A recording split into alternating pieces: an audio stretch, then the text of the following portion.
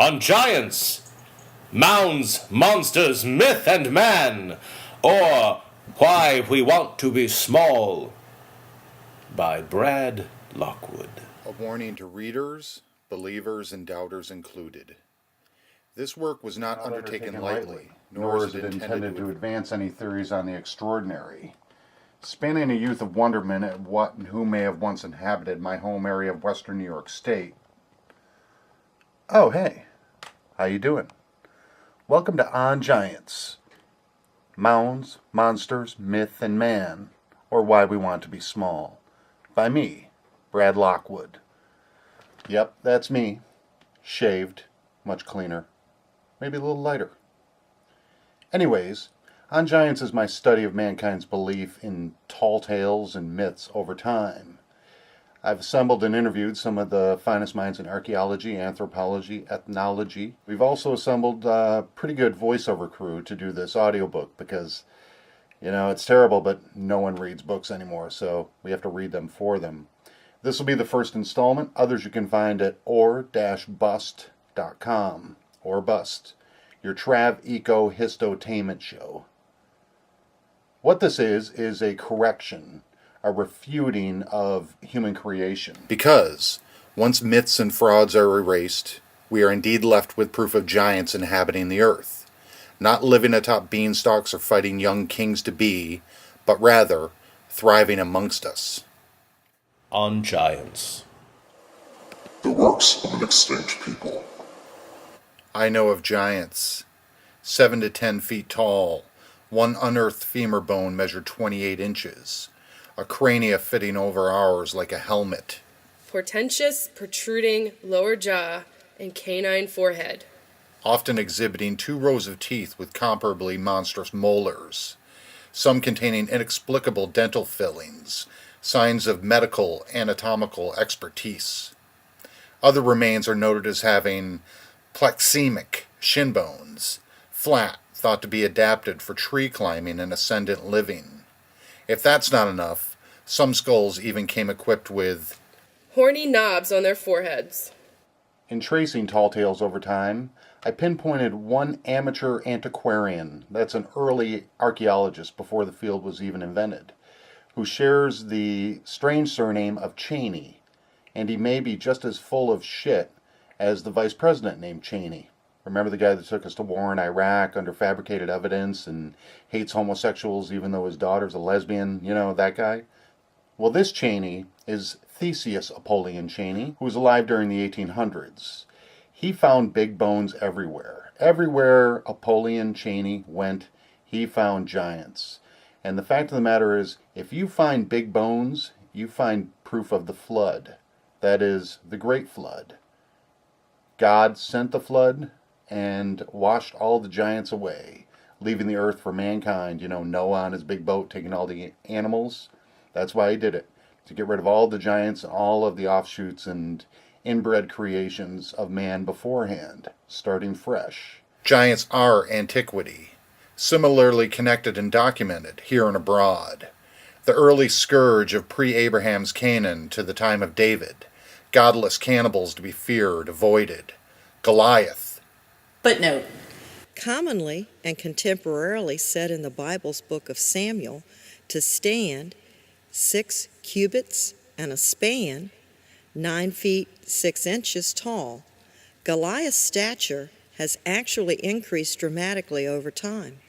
The much older and maybe more accurate Dead Sea Scrolls version of Samuel describes Goliath at only, and I quote, 4 cubits and a span, end quote, 6 feet 6 inches tall. Whether this is a translation error or mere exaggeration over time is subject solely to belief. Sasquatch, Grendel, Shaquille O'Neal. Footnote. Troll or subterranean terror Grendel and his mother were defeated by Beowulf, the title character of the oldest known English epic poem, dating to the 8th century and containing historical references to 449 A.D. In Grendel's mother's lair, Beowulf finds a sword engraved with, quote, the story of the race of giants and their destruction by the flood. Other tall and all too bizarre tales may have more innocent explanations. As said earlier, one website mentions an account of giant skeletons being unearthed with, quote, horny knobs on their foreheads. discovered on Spanish Hill in 1916 near Sayre, Pennsylvania. This myth has grown over the years despite contemporary documentation outright disproving it. To highlight how easy it is to fact-check any story, it took me 10 minutes to locate an authority, Deborah Twigg, an archaeologist in the Susquehanna Valley, and she emailed me the truth 10 minutes later. While the writer was present, one of the men working a grave exclaimed, "There are horns over his head." Mr. Skinner said that indicated chieftainship. Later, this was found to be a bundle burial, completely covered with antlers of Virginia deer. A passing visitor, however, heard the exclamation and attempted to verify it by interrogating a fun-loving Maine workman. And the story grew and was printed from coast to coast that one or more skulls had been found with horns growing from the forehead. The skulls didn't have horny knobs at all, rather antlers placed atop at internment. Despite yet another clarification of yet another tall tale, I recently, in early February of this year, 2010, heard an expert on giants citing the Sayre skulls, you know, those ones with horny knobs on their foreheads, on the fantastic show Coast+Coast+AM. Nothing against Coast+Coast+AM. Good people, fantastic stories, always exciting listening. But this one was disproved. A follow-up email to this expert has still gone unanswered. Nevertheless, countless listeners listened to this expert that night and heard him cite the Sayre skulls. So now they believe that giants with horny knobs on their foreheads were unearthed in Sayre, when other people have come along much later and disproved this entire story. That's how this works. I found all of the proof I would ever need, the touchstone of those fireside stories and deep woods detours. That single chapter bore the description of a find in the town of Conewango on Cassadaga Creek, just southwest, over the hills from where I sat reading, rapt. I encountered the following, quoted verbatim. Near the residence of Norman E.G. Cowan, there was discovered, by the first pioneers of this section of sepulchral mound, nearly circular in form and having an entire circumference of 170 feet. The height of the mound was about 12 feet. Mr. Cheney spoke of this work as, quote, having some appearance of being constructed with the ditch or vallum outside of the mound, as in the Druid barrows, but more accurately belongs to this class composed of several stages, as the trocoli of the valley of Anahuac, unquote. Within the mound there were discovered 9 human skeletons, which had been buried in a sitting posture and at regular intervals of space in the form of a circle and facing towards a common center. There was some slight appearance that a framework had enclosed the dead at the time of their interment. The skeletons were so far decayed as to crumble upon exposure to the atmosphere, but were all of very large size. How large?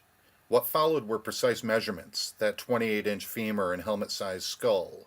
Druids, trocoli in the valley of Anahuac, Peruvians in Conewango, western New York, thighs twice the size of an average man? Huh? I'm not a naysayer. I actually wanted to believe. I grew up believing in giants, finding them everywhere in my hometown. Giant replicas of the Native Americans who once inhabited my area, right in the county museum. And then I dug a little bit deeper. When you're involved with aliens, Bigfoot, all of these great, remarkable things that are so much fun to believe in, stories of the extraordinary, scientists won't touch it.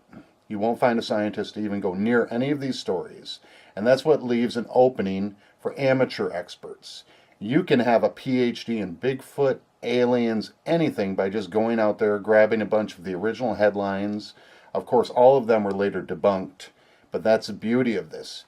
Anyone can be an expert in the fantastic, especially when it comes to giants. Enjoy the listening. Don't stop believing. And if you're going to believe in big things, know the truth. Don't believe half of what you read and none of what you hear, especially regarding giants.